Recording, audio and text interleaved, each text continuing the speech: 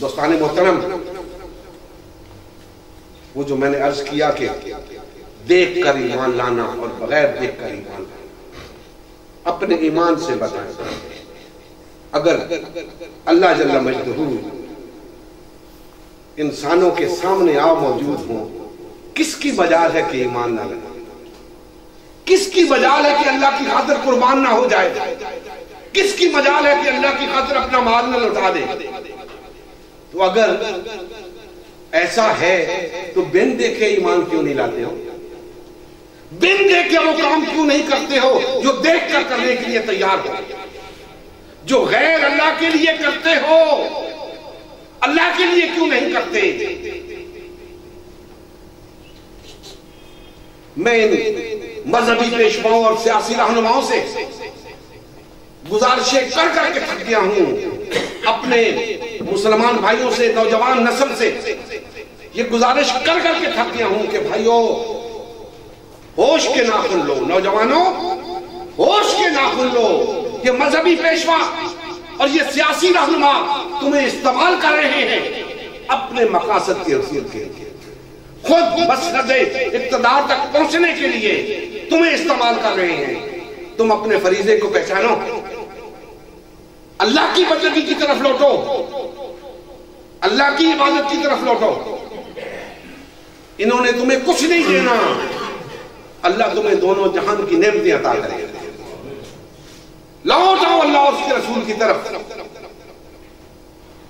چھوڑ دو ان مذہبی پیشواؤں اور سیاسی رہنماؤں کے لڑ، چھوڑ دو اللہ کا لڑ تھام لو۔ اس کے سوا چارہ نہیں دوستو، اس کے سوا کوئی چارہ نہیں۔ یاد رکھیں، میں آپ سے کوئی ایسا کام کرنے کو نہیں کہہ رہا جو آپ نہیں کر رہے، صرف یہ کہہ رہا ہوں جو غیر اللہ کے لیے کر رہے ہو اور وہ اللہ کے لیے کرو۔ جو کام کر رہے ہو غیر اللہ کے لیے، بے شمار جماعتوں کے لیے کام کر رہے ہو، مذہبی پیشواؤں کے لیے کام کر رہے ہو، سیاسی رہنماؤں کے لیے کام کر رہے ہو، اور وہی کام اللہ کے لیے کرو۔ کیا مذہبی پیشواؤں اور سیاسی رہنماؤں کو اقتدار دلانے کے لیے محنت کر رہے ہو؟ وہ اس کو سیدھا پہنچے، اور اللہ کو وہ اقتدار دلانے کے لیے جدوجہد کرو۔ کیسے مسلمان ہو، 1.5 پونے 2 ارب کی تعداد میں ہو، روئے زمین کے ایک چپے پہ اللہ کی حکمرانی نہیں، باطل اور طاغوت کی حکمرانی ہے، کس منہ سے اپنے آپ کو مسلمان کہتے ہیں؟ ہوش کے ناخن ہو، بیدار ہو، اللہ کی حاکمیت کے قیام کے لیے متحد ہو جاؤ، وحدت اختیار کرو، بھائی بھائی بن جاؤ۔ یہی ہے اللہ اس کے رسول کا حکم۔ اللہ نے مختلف جماعتوں میں تقسیم ہونے کی اجازت نہیں دی۔ جنہوں نے یہ جماعتیں بنائی دین کے ساتھ ظلم کیا، مسلمانوں کے ساتھ ظلم کیا۔ بے شک بڑے مجرم تو وہ ہیں جو سربراہ ہیں، جنہوں نے جماعتیں بنائی، لیکن جماعتوں سے وابستہ لوگ بھی کم مجرم نہیں ہیں۔ ان کی ذمہ داری تھی وہ یہ جاننے کی کوشش کرتے کہ اللہ اور اس کے رسول کا حکم کیا ہے، وہ آئین ہمیں کیا ہدایت دیتا ہے، قرآن و سنت ہمیں کیا بتاتے ہیں، اس کی روشنی میں چلتے۔ لیکن نہیں، انسان جب کسی پر ایمان لے آتا ہے پھر اس کی ہر غلط صحیح بات درست تسلیم کرتا ہے۔ تو آج جو لوگ اس غلبہ دین حق کی راہ میں رکاوٹ ہے، وہ صرف یہ 2 طبقات ہیں، مذہبی پیشوا اور سیاسی رہنما۔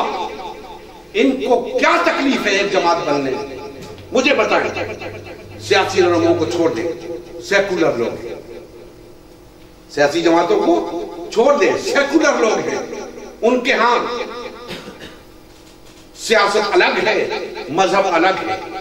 مذہبی لوگوں کی بات کرتا ہوں، اتنے بڑے بڑے علماء، بھئی 20-30 جماعتوں کو تو میں جانتا ہوں جو مذہبی اور سیاسی جماعتیں ہیں، ان کو کیا تکلیف ہے ایک ہونے میں، ایک جماعت بننے میں انہیں کیا تکلیف ہے؟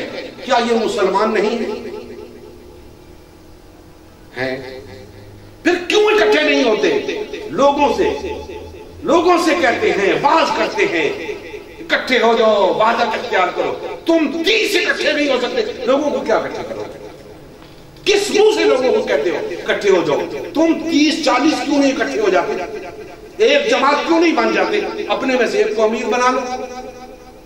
نہیں، سب کے اپنے اپنے مفادات ہیں، دین کو استعمال کر رہے ہیں اپنے مفادات کے لیے، ورنہ آج یہ اکٹھے ہو کر یقین جانیے چند مہینوں کے اندر اللہ کے دین کو غالب کر سکتے، اتنی پاور ہے ان کے پاس۔ لیکن نہیں، ایک فرقے کے لوگ نکلیں گے، دوسرے والے مذاق اڑائیں گے، دوسرے فرقے والے نکلیں گے، تیسرے والے مذاق اڑائیں گے، اپنی اپنی ڈفلی، اپنا اپنا راگ، سب اپنی اپنی دکان چلا رہے ہیں دین کے نام پہ، کوئی اللہ کے نام پہ، کوئی اللہ کے رسول کے نام پہ، کوئی صحابہ کرام کے نام پہ، کوئی اہل بیت کے نام پہ، سب نے اپنا اپنا راگ شروع کر رکھا ہے۔